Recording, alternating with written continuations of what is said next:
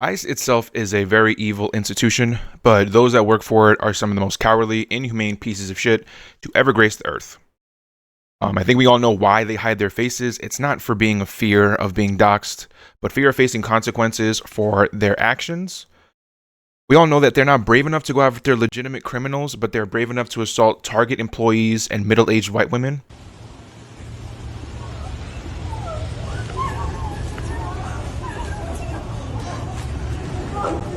Hey, what you Hey! Fuck you! Hey, my gosh! Fuck you! You guys are all on video.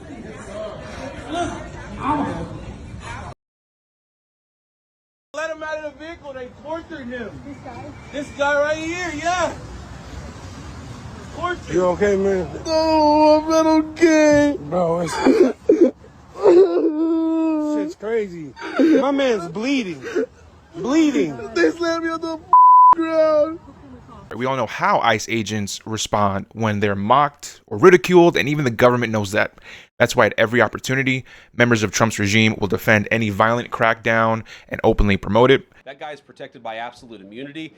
They need the projection of strength because they need to pump up morale for their abhorrent plans for mass deportation. But typically the ones projecting awesome strength are, especially authoritarian governments, are hiding something, a weakness they don't want coming to the surface. Ice melts when heat rises, and ICE is feeling the heat not just externally.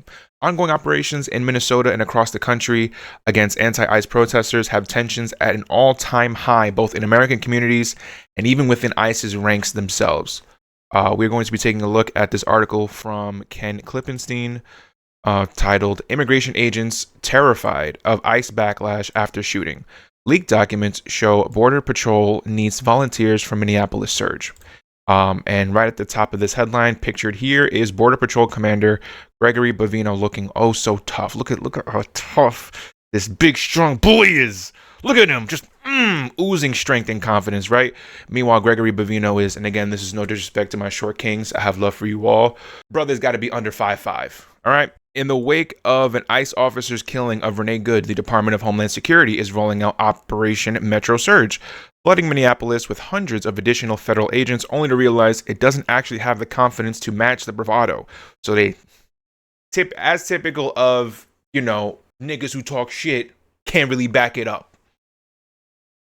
While Homeland Security Secretary Kristi Noem and others in the administration preen about justifying last week's shooting and trumpet their war on domestic terrorism, DHS is privately divided and hesitant about the latest deployments. According to documents leaked to me, Ken Klippenstein, not only is the department seeking volunteers for the apparently unpopular mission, it is urging its agents to maintain a low profile and comply with the use of force policies. Now, if DHS didn't feel that, Jonathan Ross, who was the murderer of Renee Nicole Good, if they were fully, on board with what he did, why would they even bother to remind the folks of how to fall within the confines of the law? But now that there's millions and billions of eyes around the world that have their eyes on Minnesota, now we're going to make sure to dot our I's and cross our T's. On Friday, DHS sought volunteers to deploy to Minneapolis, in part due to opposition within the ranks, according to Border Patrol agents and other Homeland Security workers who have reached out to me. Please begin canvassing your personnel for volunteers, a memo sent by the Border Patrol's acting assistant chief Joshua Andrew Post on Friday. The memo outlines a request for 300 additional personnel to be funneled into Operation Metro Surge by Sunday, January 11th. A Border Patrol agent familiar with the discussions said that the volunteer push reflects real unease in the ranks about the Good shooting in Minneapolis and the related surge. "We do have personnel, but some just don't want to go," the agent told me.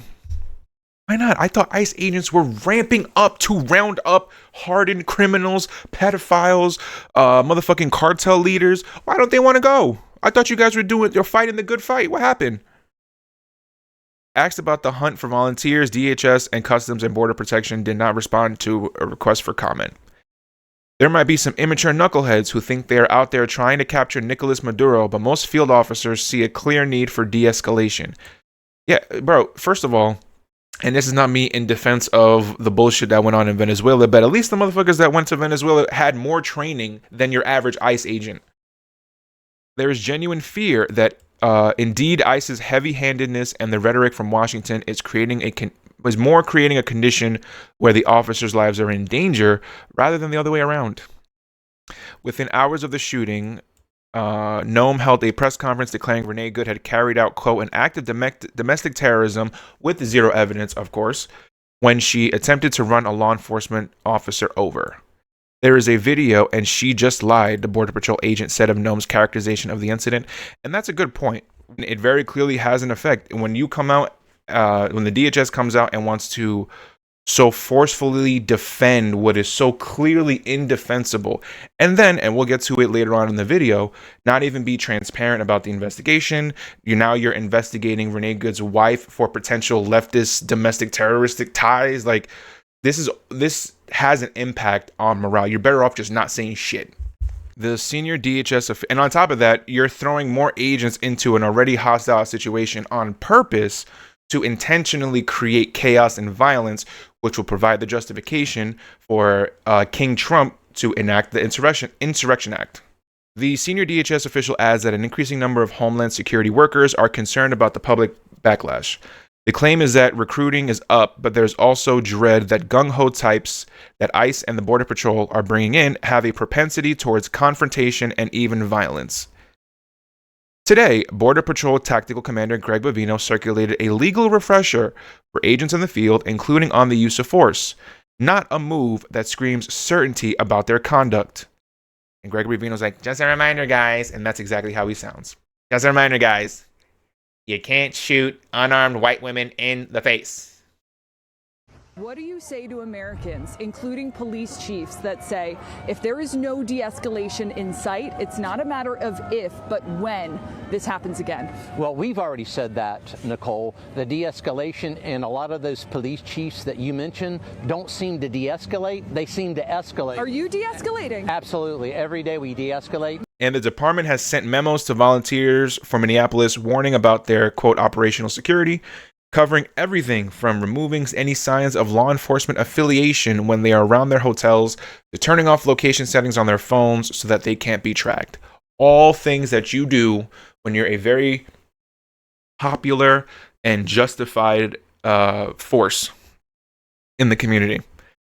The guidance also reminds agents that things like profanity, insults, and rude gestures directed at them are not illegal, though incitement is. I'm going to repeat that. The guidance issued by Border Patrol Tactical Commander Napoleon Bonaparte reminds agents that things like profanity, insults, and rude gestures directed at them are not illegal. And Glenn Klippenstein so beautifully put in it looks like PowerPoint slides that were sent out. Use of force is a seizure of a person. If an officer/agent applies force to a subject or the subject yields to the officer/agent's show of force. As a seizure, the Fourth Amendment. Okay, again, so Border Patrol and ICE, to some degree, still follow the Constitution. As a seizure, the Fourth Amendment requires that the use of force is reasonable, necessary to carry out law enforcement duty, or reasonable amount of force in light of the totality of the circumstances, such as imminent threat of safety, severity of the crime, actively resisting or evading, tense, uncertain, rapidly evolving circumstances, foreseeable risk of injury. What is not a violation of this? Passive resistance alone is not conduct under U.S. Somebody help me there. Examples: non-compliance/refusal to cooperate with officers' commands, disobeying commands without fighting back. Okay. Again, the first two things are the things that most of the MAGA bots are claiming provided the justification for Jonathan Ross, provided the justification for him to shoot Renee Good because she refused to comply with the orders to get out the car. And yeah, I guess non-compliance and disobeying are both one and the same in this scenario. ICE and CBP in their internal documents are saying that is not justification for use of force. recording is not a justification for use of force. But yet we see people who are simply recording, who are simply watching, who are simply standing witness to their neighbors being snatched and sent to a fucking El Salvadorian prison, being beaten, being snatched, being shot in the face, point blank by pepper balls, being maced, being flashbanged, being pepper sprayed. Protected activity. First Amendment, again, another reference to the Constitution. Protects freedom of religion, speech, press, right to assembly, and to petition the government. Not protected is incitement. Fighting words incites imminent violence or lawlessness and threats of immediate violence against an officer. So calling an officer an ICE agent, don't even call him a fucking officer, because that's disrespectful for the little respect I have for police. You can call an ICE agent and remind him how much of a fucking loser he is. How much of a fat, out of shape, no pussy getting, low IQ, no future job prospects outside of being a fucking Nazi for the state. You can say all that, and that is protected. You could have signs, you could have leaflets, picket, peacefully protest, march. It's funny how you never see ICE want to crack down whenever there's a No Kings protest. But when there's protests that are not as organized and as monitored as the No Kings protest, ICE will go ahead and employ military-style tactics against the populace. Furthermore, what is not a violation of that statute? Profanity or personal insults. Profanity or personal insults directed at officers. Please, people, keep insulting these people. You need to kill their fucking morale because they don't even want to be there. Rude gestures directed at officers. Flip them off. Arguing with officers, challenging their authority, talking back to officers during police contact. None of that is a violation, or none of that provides justification for ICE to act the way they're acting. Now, is anybody going to call them out on their bullshit? It sounds like they're entering a war zone, says senior intelligence official who has been deployed in discussions about calming the waters around ICE deployments, telling a bunch of 20-somethings to be prepared for war. War inside of their own streets, places that they have lived. You won't see, like, there was the people with Texas badges in Minneapolis. So they're not their direct neighbors, but still, America's everybody's home if you live here. Telling a bunch of 20-somethings to be prepared for war and terrorism creates the very conditions officials are cautioning about. The Border Patrol agent said that while a significant minority of his colleagues agree with him, they are not comfortable speaking out given the political climate. Because again, the agent also warned that the voluntary deployments, despite being symptomatic of splits within the agency, could further inflame the situation in Minneapolis. Keyword is it's on a voluntary basis. If no experienced senior agents step up, they send the new guys straight out of the academy. Not a good idea. He continued, in a nutshell, it's us versus them on steroids, and I think some Border Patrol agents are willing to use more force and not feel restrained when you got DHS leadership lying to cover for them. For example, Kristi Noem lying her ass off on what happened is like saying to a federal agents on the ground, go ahead and do whatever you have to do. We got your back. We will find a way to justify it. And J.D. Vance echoed that very sentiment when he said that ICE agents have total immunity to, enforce deportation or whatever the fuck he said. Anyway, that's all I got for this video. If you liked the video, please give it a thumbs up, subscribe to the channel for more, and I will see y'all next time. Have a good one.